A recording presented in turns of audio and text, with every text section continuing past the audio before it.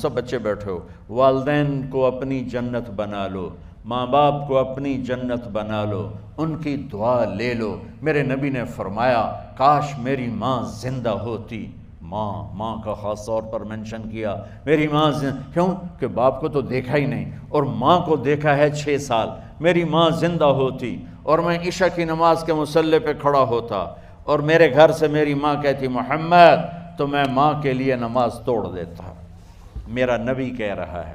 اور جب آپ حج پہ تشریف لے گئے اور ابوا کے میدان سے گزرے جہاں میرے نبی کی والدہ کا انتقال ہوا تھا، اس بات کو 57 سال گزر چکے ہیں۔ 6 برس کی عمر میں مدینہ سے نکلے 3 افراد، میرے نبی کی ماں، میرے نبی کے والد کی باندی ام ایمن، وہ بھی ماں ہیں، انہوں نے بھی دودھ پلایا تھا میرے نبی کو۔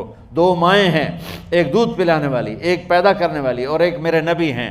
جب ابوا کے پہاڑوں میں پہنچے تو اچانک ہارٹ اٹیک سے حضرت آمنہ 25 سال کی عمر میں انتقال فرما گئیں، اور میرے نبی نے اتنا اس کا غم لیا۔ 6 سال کا بچہ، میں سن 2000 میں وہاں گیا تھا، میرے آنسوں نہیں رکنے کو آ رہے تھے کہ کہاں میرے نبی کی ماں کو اللہ نے اٹھایا، نہ کوئی آسرا، نہ کوئی سہارا، نہ کوئی رشتہ، نہ کوئی جھولی، نہ کوئی چھاؤں، ایسے تنہا یتیم کر دی۔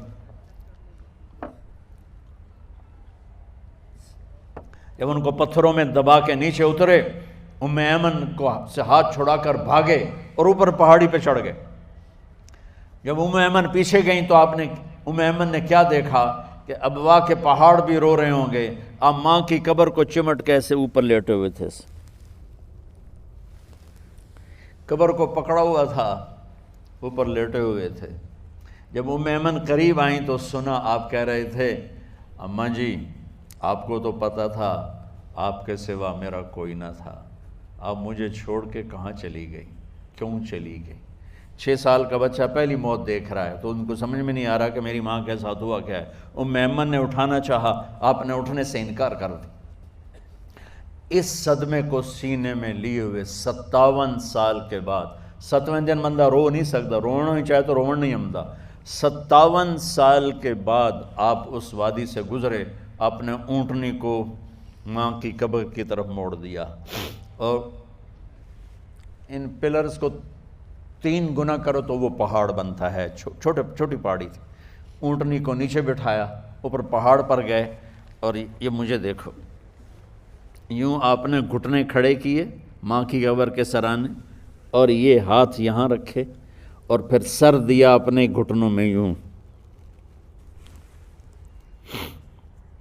پھر رونا شروع کیا۔ اتنا روئے، اپریل کا مہینہ تھا، دھوپ سر پہ پڑ رہی تھی، ہم تو ٹھنڈی دھوپ میں بیٹھے ہیں، شدید دھوپ میں بیٹھے تھے، اور اس کنڈیشن میں یہ بچوں کا سٹائل ہوتا ہے، جب لمبا رونا ہو تو وہ یوں بیٹھتے ہیں سر اندر دے کر۔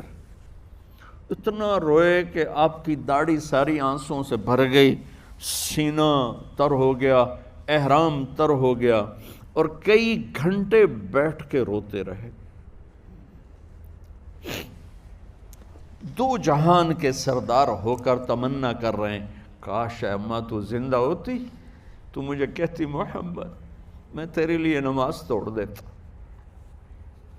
اور میرے نبی نے، یہ بچیاں غور سے سنو، میرے نبی سے پوچھا گیا یا رسول اللہ قیامت کب آئے گی؟ آپ نے فرمایا یہ تو اللہ کو پتہ ہے۔ نے کہا یا رسول اللہ کوئی نشانی بتا دیں، تو آپ نے فرمایا جب بچیاں ماؤں کو ذلیل کریں گی تو قیامت آ جائے۔ جب بیٹیاں ماؤں کے ساتھ بدتمیزی کریں گی اور ماؤں کو ذلیل کریں گی تو قیامت آ جائے گی۔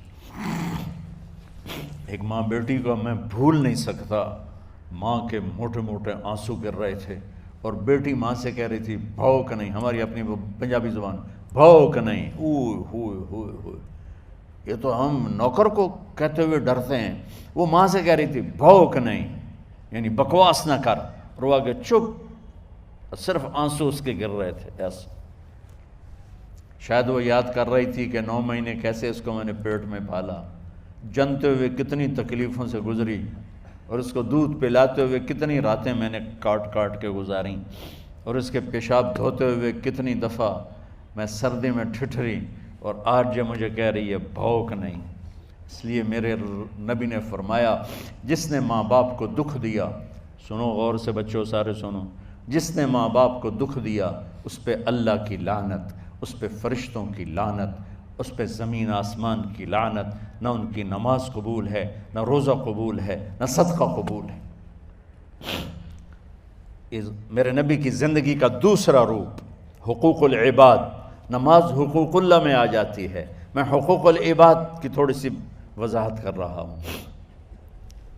ماں باپ زندہ ہیں تو دعا لے لو۔ والدین سے کہتا ہوں بچوں کو عزت دو، جہاں اولاد ماں باپ کے حقوق ہیں وہاں اولاد کے حقوق ہیں، اولاد کو عزت دو، اولاد کو عزت دو، اولاد کو عزت دو۔ بہت سی اولاد کی نافرمانی کا ذریعہ ماں باپ بن رہے ہیں، سختی کر کے، زبردستی کر کے اور ٹھونس کر چیزیں نوکروں کی طرح سلوک کر کے۔ میرے نبی کے گھر میں جب بیٹی فاطمہ ملنے کے لیے آتی تھیں تو میرے نبی بیٹھے نہیں رہتے تھے، یا اب چیئر پہ بیٹھے ہوئے بی بی فاطمہ آ گئی، اب زمین پہ بیٹھے ہوئے ہیں بیٹی آ گئی، اب چارپائی پہ لیٹے ہوئے ہیں بیٹی آ گئی۔ میرے نبی کیا کرتے تھے؟ کھڑے ہو جاتے تھے، کھڑے ہو جاتے، ایک دم کھڑے ہو جاتے تھے، اور پھر کھڑے نہیں رہتے تھے، تیزی سے آگے بڑھتے تھے اور حضرت فاطمہ کا ہاتھ پکڑ لیتے تھے۔ یہ والدین غور سے سنو، حضرت فاطمہ کا ہاتھ پکڑ لیتے تھے اور ہاتھ پکڑ کے مجھے دیکھو یوں بوسہ لیتے تھے، بیٹی کا بوسہ لیتے تھے، پھر ہاتھ چھوڑتے نہیں تھے، ہاتھ پکڑے پکڑے لاتے لاتے لاتے ان کو چارپائی پر پہلے بٹھاتے تھے پھر خود بیٹھتے تھے۔ یہ باپ اور رسول ہو کر بیٹی کو یہ عزت دیتے تھے۔ پھر وہ جنت کی عورتوں کی سردار بنی، پھر وہ جنت کے سرداروں کی ماں بنی، پھر وہ اللہ کے شیر کی زوجہ بنی۔ تو والدین سے کہتا ہوں کہ اپنے بچوں کو عزت دو، عزت دو، عزت دو، عزت دو۔ پھر آپ سے زندگی کے بڑے فیصلے ہیں شادی۔ اب لوگ اکٹھے پڑھتے ہو لڑکے لڑکیاں، اپنی شادی کے فیصلے خود نہ کرو، اپنے ماں باپ کے حوالے کرو۔ اس میں شرافت بھی ہے، اس میں برکت بھی ہے، اس میں رحمت بھی ہے، اور اس میں والدین کی دعائیں بھی ہیں۔ کورٹ میرج کو ہوا نہ دو، boyfriend girlfriend culture ہمارا نہیں ہے۔ میرے نبی کے طریقے میں مرد اور عورت کا صرف نکاح سے تعلق ہے، اس کے علاوہ سب جہنم کی آگ ہے۔ اور والدین سے کہتا ہوں کہ اپنے بچوں سے پوچھ کے رشتے کرو، زبردستی مت کرو۔ میرا معاشرہ بہت سنگین قسم کے جرم کا شکار ہے، بچوں پہ مسلط کر دیتے ہیں، ایتھے ہی کرنی ہے، جٹائیں چی کرنی ہے، بٹائیں چی کرنی، پتہ نہیں آئے کتوں ہیں جٹ بٹ۔ چلو تم ناراض نہ ہو، راجپوتائیں چی کرنی، میں راجپوت ہوں، میں اپنی قوم کو بھی رگڑ دیتا ہوں، راجپوتائیں چی کرنی، اگاں کرنی ہی کوئی نہیں۔ یہ ظلم و ستم اولاد پہ مت کرو، اپنی بچی سے پوچھو، اگر بیٹی ہاں کرے تو پھر قدم اٹھاؤ، اگر بیٹی کہہ دے میں نہیں کرنا چاہتی تو وہ نافرمان نہیں ہے۔ اللہ کے واسطے میری سنو، صرف تم نہیں سن رہے ہو، اس کیمرے سے لاکھوں کروڑوں لوگ سن رہے ہیں۔ اگر بیٹا یوں کہہ دے کہ ابا میں نے یہاں شادی نہیں کرنی، میرا جی نہیں چاہتا ہے، تو وہ بیٹا نافرمان نہیں ہے، فرما بردار ہے، اس نے شریعت کا حق استعمال کیا ہے۔ اب ایسا ظلم مت کرو کہ نہیں اتھے ہی کرنی ہے، اتھے گھروں نکل جا۔ زندگی تم نے تو نہیں گزارنی، زندگی تو بچے نے گزارنی۔ میں قربان جاؤں، ایک حدیث سنو پہلے پھر اگلی بات سناتا ہوں۔ ما تزوجت وما زوجت الا بوحی من السماء نزل به جبریل۔ لوگو سنو، میں نے جہاں شادی کی، میں نے جہاں بیٹی کی شادی کی، پہلے آسمان سے جبریل فرشتہ اللہ کا حکم لے کر آیا، پھر میں نے قدم اٹھایا۔ سمجھ گئے میری یہ بات؟ سمجھ گئے سارے؟ اب اگلی سنو۔ حضرت علی فاطمہ کا رشتہ لینے آ گئے اور جبریل ان سے پہلے آ گیا کہ یا رسول اللہ فاطمہ علی کے لیے ہے۔ باپ محمد مصطفیٰ جیسا ہے، رشتہ مانگنے والا علی جیسا ہے، اور بیٹی فاطمہ جیسی ہے۔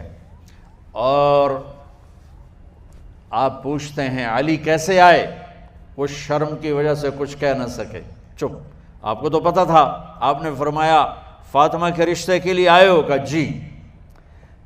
تو جبریل تنال بیٹھا ہوا ہے کہ یا رسول اللہ اتھے ہی کرنا ہے۔ آپ نے ہاں نہیں کی،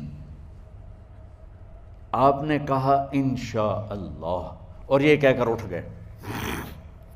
انشاءاللہ نبی کا ہاں ہی ہوتا ہے، لیکن جبریل کے آنے کے باوجود اور اللہ کے کہنے کے باوجود میرے نبی کو بھی پتہ ہے کہ یہ رشتہ یہاں کاتب تقدیر نے لکھ دیا ہے، لیکن امت کو سبق سکھانے کے لیے آپ گھر تشریف لے گئے۔ بیٹی فاطمہ کہ جی یا رسول اللہ، کہا علی کا رشتہ آیا ہے، میں ہاں کر دوں؟ سبحان اللہ۔ میں اپنے دیہاتی بچیوں پہ مجھے رونا آ گیا کہ جنہیں پتہ ہی نہیں ہوتا سانو کہیں دے نال بندے پہ جانور ہے یا انسان ہے۔ علی جیسا داماد، چلو علی کو چھوڑو، فاطمہ کو چھوڑو، جبریل آیا بیٹھا ہے، جبریل آیا بیٹھا ہے۔ اس کے بعد فاطمہ سے پوچھنے کی کیا بات ہے؟ جبریل آ کر کہہ رہا یا رسول اللہ، اللہ کہہ رہا ہے فاطمہ علی کے لیے ہے اور علی فاطمہ کے لیے ہے، اور پھر آپ کہتے ہیں بیٹی فاطمہ ہاں کر دو۔ ہماری تو آج کی بیٹیاں انکار نہیں کرتی، چپ کر کے گاں ماں اس طرح بن چھڑ دین کلے نال۔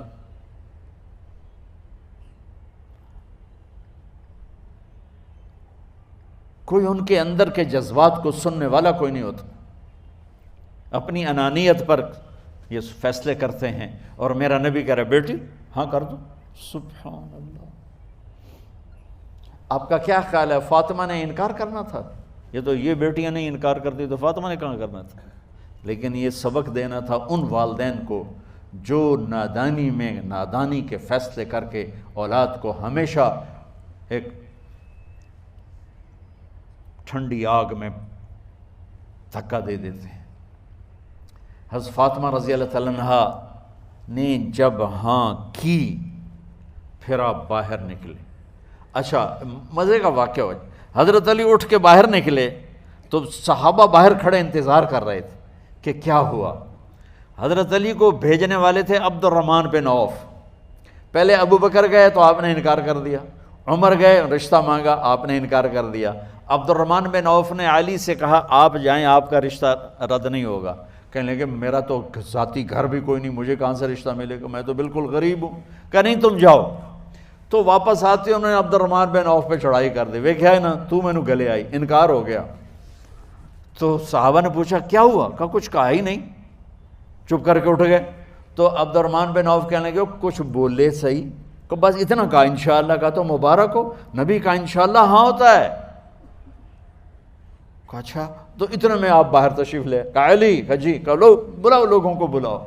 ساری مسجد بھر گئی، آپ کی ساری مسجد فل ہو گئی۔ آپ ممبر پہ کھڑے ہوئے علی کو سامنے بٹھایا، کہا لوگو یہ جبریل میرے پاس اللہ کا پیغام لائے ہیں کہ میں فاطمہ بنت محمد کا نکاح علی بن ابی طالب کے ساتھ کر دوں۔ پھر آپ نے خطبہ پڑھا اور کہا کہ علی، ہائے ہائے ہائے، میں نے فاطمہ بنت محمد کو 400 درہم مہر کے عوض تیرے نکاح میں دیا، تو نے قبول کیا؟ حضرت علی نے زور سے نعرہ لگایا میں نے قبول کیا، اور سجدے میں چلے گئے، اللہ کا شکر کا سجدہ ادا کیا۔ پھر میرے نبی نے وہیں سارے مجمع کو شہد کا شربت پلایا اور تازہ کھجوریں کھلائیں، اور پھر جب رخصتی ہوئی تو آپ نے حضرت علی سے فرمایا کہ آپ آ کے لے جاؤ۔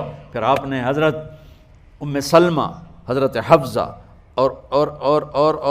اور جناب حضرت عائشہ رضی اللہ تعالیٰ عنہ، ان تینوں کو بلا کر فرمایا تمہیں پتہ ہے نا مجھے فاطمہ سے کتنا پیار ہے، تو تم فاطمہ کو دلہن بناؤ، اس کی تیاری کرواؤ، اسے دلہن بناؤ۔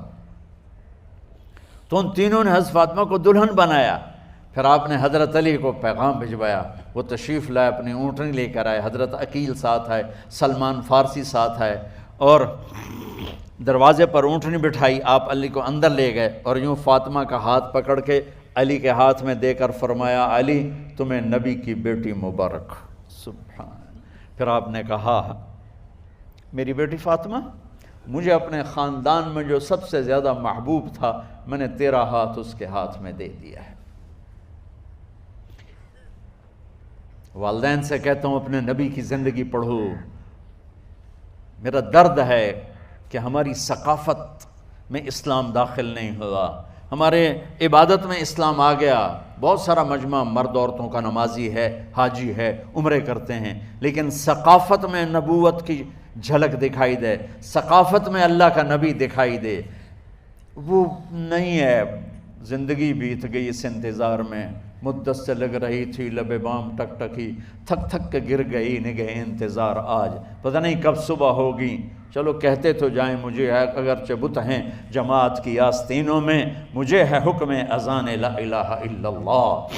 والدین کے ذمہ ہے اولاد کو عزت دینا، ان کے سب سے بڑی خواہش میں ان کا احترام کرنا کہ زندگی انہوں نے گزارنی ہے، اور آپ کے ذمہ ہے والدین کے آگے سر جھکا دینا۔ اللہ کے واسطے کورٹ میرجز اور خفیہ شادیاں یہ نہ ہماری ثقافت ہے نہ یہ انسانیت ہے، ہمیشہ دکھ دردوں میں زندگی گزرتی ہے کہ اصل زندگی تو موت کے بعد آنے والی ہے۔ تو والدین پڑھیں شریعت کو، اولاد بھی پڑھے اپنے نبی کی زندگی کو۔ ایک شخص حضرت عمر کے پاس آیا ایک بیٹے کو لے کر، کہا امیر المومنین یہ میرا بیٹا بڑا نافرمان ہے اور مجھے بہت تنگ کرتا ہے۔ حضرت عمر کے پاس لاٹھی ہوتی تو انہوں نے یوں اٹھائی، وہ کہنے لگا حضور معافی دیا جے، ایک میری گل سن لو۔ آپ نے فرمایا کیا؟ کہنے لگا ماں پیو دے بڑے حق ہیں، بالکل ٹھیک ہے، پر کوئی ساڈا حق بھی ہے ماں پیو تے؟ آپ نے کہا ہاں۔ آپ نے کہا ہاں۔ کہنے لگے ذرا وہ بتا دیں۔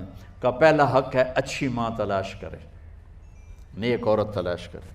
دوسرا حق یہ ہے نام اچھا رکھے۔ تیسرا حق یہ ہے اس کو قرآن کی تعلیم دے۔ کہا جی پھر سن لو حضرت جی، میرے پیو کو پوچھو اس حبشی عورت نال شادی کر کے مینوں حبشی ماں دیتی، انہوں کوئی عرب ماں ہی نہیں لتی، میرا پہلا حق اس مارا ہے۔ دوسرا سن لو، اس نے میرا نام جولان رکھا ہے، جولان گندگی کے کیڑے کو کہتے کہ اس نے میرا نام جولان رکھا ہے۔ اور تری سن لو، اس آج تے مینوں قرآن دی شکل نہیں وکھائی، حضرت عمر ہوئی سوٹا ہو دے سر تے پھیر دے کہ پہلے تیری مالش کراں پھر ایدی کر سکتا۔